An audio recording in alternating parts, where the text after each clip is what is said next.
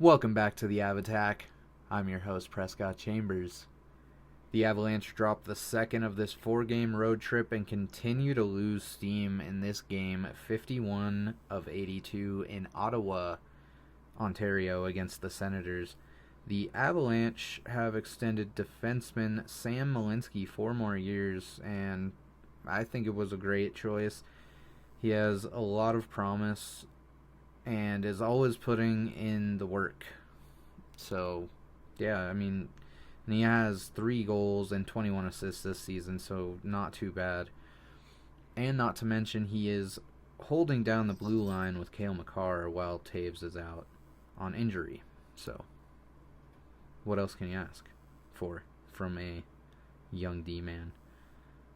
Sam Mahimski.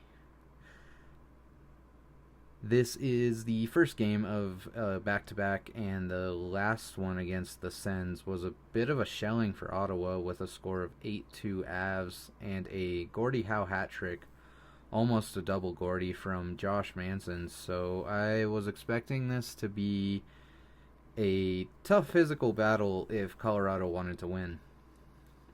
The Sens smacked the Golden Knights 7-1 in their last game on Sunday, so they have some confidence and good rest walking into this one. We also get to see big Keaton Middleton for the first time in a while. I'm guessing the Avs wanted a more physical presence in this game. Starting goalies were James Reimer, who is playing just his 5th game with the Senators since signing a 1-year deal on January 12th, and Mackenzie Blackwood. Period 1, shortly into this one at 1:20, Sam Malinsky sends the puck into the crowd and takes a delay of game penalty, giving Ottawa their first power play early. The Avs do a good job killing this one off, but Ottawa is peppering Blackwood, and over 5 minutes in, Colorado still hasn't gotten a shot on net.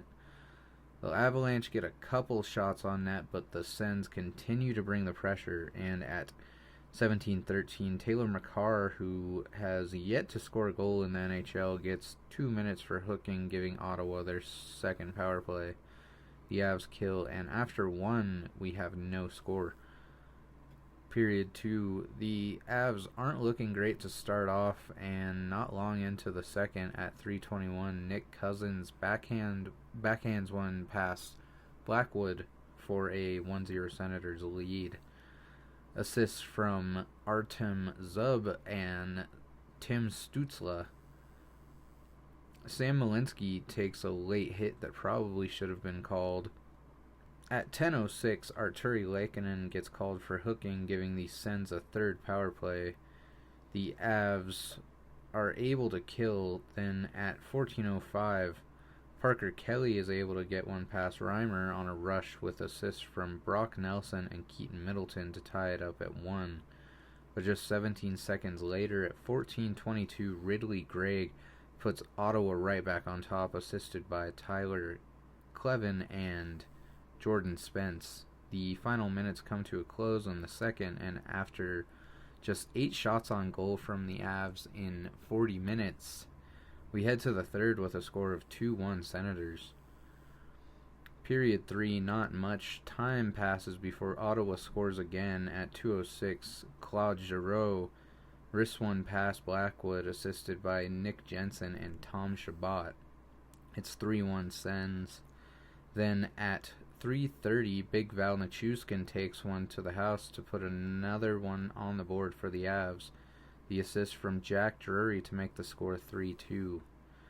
Colorado starts to put some solid pressure on Ottawa, trying to get some of those shots back that they hadn't been getting all game. It starts to get more and more physical as time moves forward. Mackenzie Blackwood is making monstrous saves to keep the Avalanche in this one. We start to see even more physicality with some huge hits. With over 3 minutes remaining, Colorado pulls Blackwood for the extra skater. Ottawa almost puts it in the empty net twice, but the Avs manage to keep it out. But after another puck drop at 17:44, Brady Tkachuk throws one to the empty net, and the score is 4-2 Senators.